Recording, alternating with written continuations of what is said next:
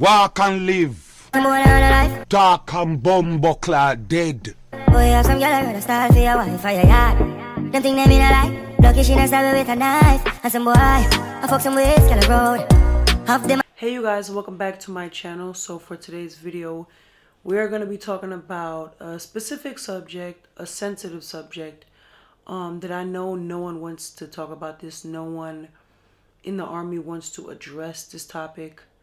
Well, I know that enlisted soldiers, primarily the lower enlisted soldiers, are afraid to talk about this topic on social media because they don't know what can happen to them or their career. But today I'm coming to you guys with a specific video that I know has been on everyone's mind, and that is racism in the military. With everything going on right now, it would only make sense to address the topic right now.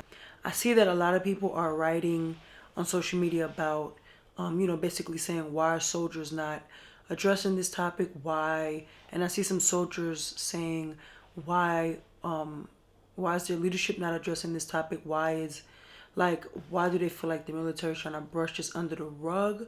So for today's video, I just want to come and talk to you guys about it. I don't know, get y'all comments and concerns about it, and tell you guys my experience with racism in the military. So welcome back to my channel, or welcome to my channel if you're new. I'm Prophet. I'm known almost everywhere as the Army Barbie. When I did create this channel, I didn't think it would blow up like this. I didn't think my opinions would matter to anyone. So I don't know how this video is gonna do. I don't know if I'm gonna possibly get in trouble for this, or I don't know what's gonna happen. But I do feel like this subject is something that I would risk getting in trouble for. So if you don't know, I've been in the military for 5 years. Basically, there's a lot of controversy going on with the topic of racism, police brutality, and just Black Lives Matter, basically. Now, I do want to address this and tell you guys that I get a lot of messages from future soldiers, female soldiers, etc., that says basically, how hard is it to be a female in the military? Is sexual assault, does sexual assault occur a lot in the military? Racism, etc., things like that. And I want to tell you guys this: the best part about being in the Army, if you guys don't know, I'm in the Army. The best part about being in the Army is the fact that they have programs set up so when certain things happen, God forbid, if they do happen, that the offender will face charges. Now, if you guys don't know, the military has its own laws called the UCMJ, Uniform Code of Military Justice, and people are most likely prosecuted under UCMJ and also under civilian law. So the Army has a program. It's called EO, stands for Equal Opportunity, and I really don't want to explain every single thing in this video. If you guys want a dedicated video on that, then I will gladly do that for you guys. But basically, the things that happen in the civilian world, or in the civilian workforce, I would say work sector, it happens in the Army too, okay? So sexual assault happens in the military, racism happens in the military, like getting treated different because of your religion, like all of these things that can happen in the military. I don't know why people assume that when you join the military, it's like this whole different lifestyle. It's still, we're the same humans. We just go through a certain training and put on a uniform. It's still the same people. So people do commit murder, and of course other things that I don't really want to talk about right now. But like anything you can think of that happens in the civilian workforce or in the civilian world happens in the military. The military just has programs set in place to attack these things head on, to where a lot of soldiers really are afraid or don't do these things because they know they can be punished really bad. So for example, if for example someone right now, like say for instance you have an NCO and he is racist, regardless of his thoughts in his head, he knows for a fact he can't say or do certain things because he will be, how do I say, he's going to be taken care of. Like the Army is going to like enforce they don't play. Like, they don't play when it comes to. So I just want to tell you guys. So when I was stationed at Fort Campbell, if you guys don't know, my first duty station was Fort Campbell, Kentucky. When I heard I was going to Kentucky, I was a little nervous, because when you hear of Kentucky, you're like, I think of Kentucky Fried Chicken, I think of farms, etc. But when you go to Kentucky, actually really ratchet. But when I arrived at my first duty station, I really didn't know what to expect. But I had this one NCO. I was a private to private first class at the time, and I worked in the motor pool. And I had this one NCO that would like really belittle me, and I don't really know if he was racist, but he used to say slick comments about like black women and weave, and he used to like tell me like, hey Prophet, like, you're light skinned, so you're not black. Like, he would tell me to my face that I'm not black, and I'm like, you can't like tell me that I'm not, like he just, I don't know, he was just real concerned with who's black and who's not black. It was pretty weird. But he used to sit there and like, you know, when I was at PFC, I was kind of scared to speak up, honestly. I was very scared to speak up, but we had, he used to sit there and basically like tell me for like, I would say like 45 minutes to an hour why he felt like I wasn't black. Like, oh, you're light skinned, you're not really black, or you have curly hair, you're not really black. And it really hurt my feelings because if y'all don't know that I am adopted, it kind of hurt me a lot, because it was like, here I have this man that's supposed to be my boss. I'm supposed to trust him. Like, if y'all don't know, an NCO's role is very important in the Army. Like, I'm supposed to trust him with anything. Like, and I remember one time I told him, and I was like, hey, I just want to let you know that if anything ever happens to me, I don't trust you enough to ever tell you. I told him this to his face. I was like, if God forbid, I was ever to get raped or something, I don't trust you enough to tell you that. And that's bad. Like, you're my NCO. I should trust you, but I don't. Like, I just did not trust this guy. Like, he was very like, I just didn't trust him. He was a horrible NCO. Like, I'm gonna be honest with you, he was horrible NCO to me. Yeah, he used to hurt my feelings and just tell me that I'm not black. And it's like, I already don't know where I'm from. Like, I don't know anything about my family. All I know is a name. All I know is my mother's name. I don't know anything else, y'all. Like, nothing else. So for that to happen, you know what I'm saying, and for him to continuously tell me like, you're not black, it kind of hurt my feelings a lot, because it was like, I already don't know what I am. So you're kind of like, how do I say, you're kind of like teasing me or bullying me about it. So that's another thing that like I want to emphasize is basically, if you're an NCO or if you have a leadership position, or regardless of whatever position you're in, just if you're a soldier, you need to be aware of the importance of diversity in the Army, because you don't know where people are from, you don't know what they've been through, so you really have to be careful with what you say.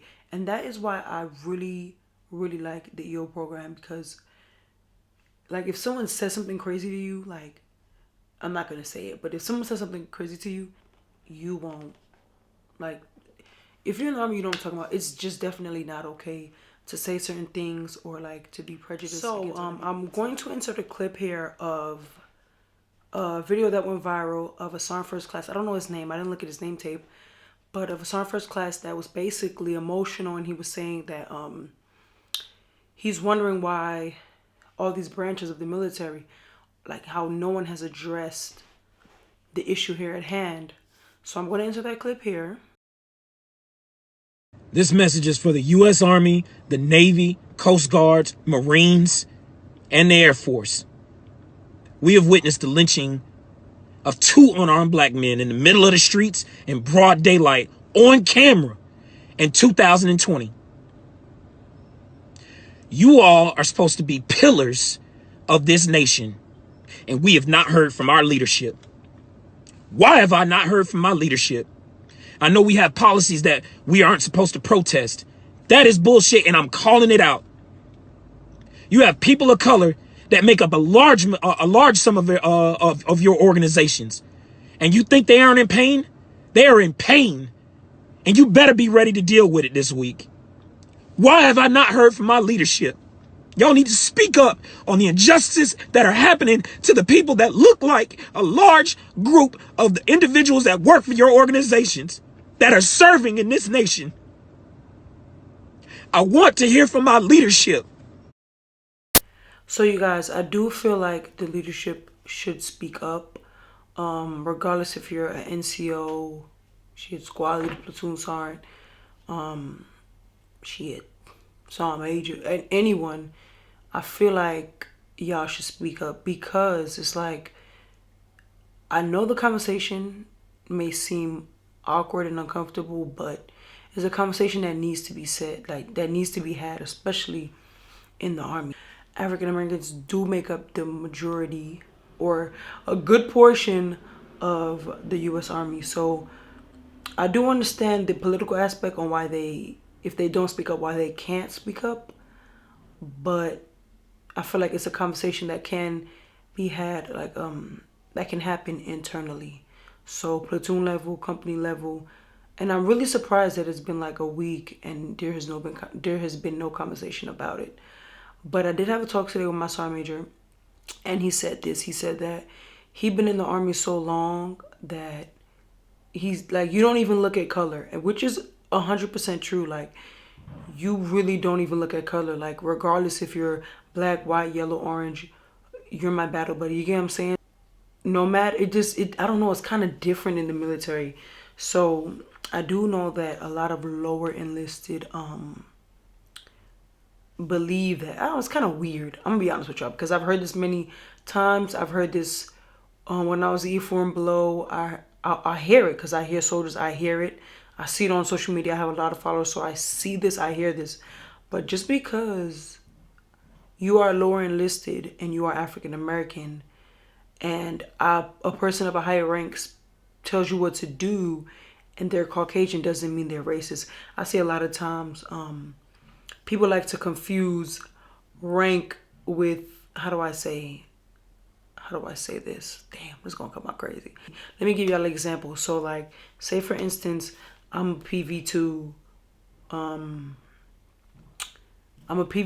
brand new, fresh to the Army, African American, and I have a Caucasian platoon sergeant or something, and he tells me to do something. I'm telling y'all, it's gonna sound crazy and dumb, but like, a lot of soldiers, that's the first thing they think of, because the higher ranking person may be Caucasian, and that's really not what it is. And that's the part about the Army that's like a little, it's like a thin line, because it's all about how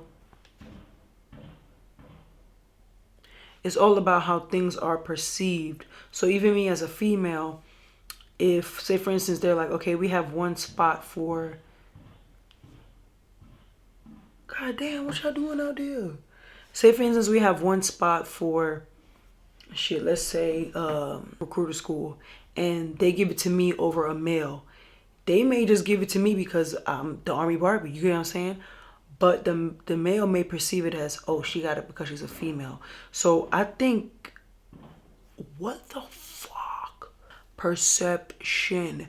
And one thing I have learned, I'm telling y'all, it's gonna sound so crazy. One thing that I've learned since I got promoted is like, the importance of like being culturally aware is so important in the Army. Be culturally aware, because you don't know who's gonna take what as what, so you really got to be careful. But if you guys have experienced racism while in the military, regardless if it's Navy, Coast Guard, Air Force, whatever, comment down below, let me know what you guys have experienced. I think it's really important for us to share our experiences and talk about it. It's a conversation nobody wants to have, but I'm gonna start the conversation, okay? I'm gonna start it up. Y'all comment down below, let me know what y'all think. I feel like it's a sensitive topic, but somebody gotta say it. Like, somebody, we have to bring it up, we have to talk about it, like, for real. But I'm gonna be honest, since I've been in Germany, I have not experienced any type of discrimination of any sort, or heard of it, or have somebody that's been through it. Like, I don't know if it's just this unit that's squared away or what, but just a mental note for y'all.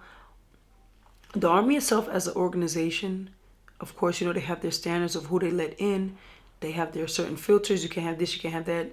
Gotta pass this test, gotta pass that test. But like racism is a mindset. Like it's a mindset. Like, you get what I'm saying? The army can't filter that out until, so, like, God, something happens. There's no essential like test to know if you're, like, you get what I'm saying? So like there are values, army values, that we have to live by, but like they don't know. You get what I'm saying? The army can't control every single person or every single person's mindset. They try to, you get what I'm saying, with like team building activities, things like that, the EO program, but it's only so much that they can do. You get what I'm saying?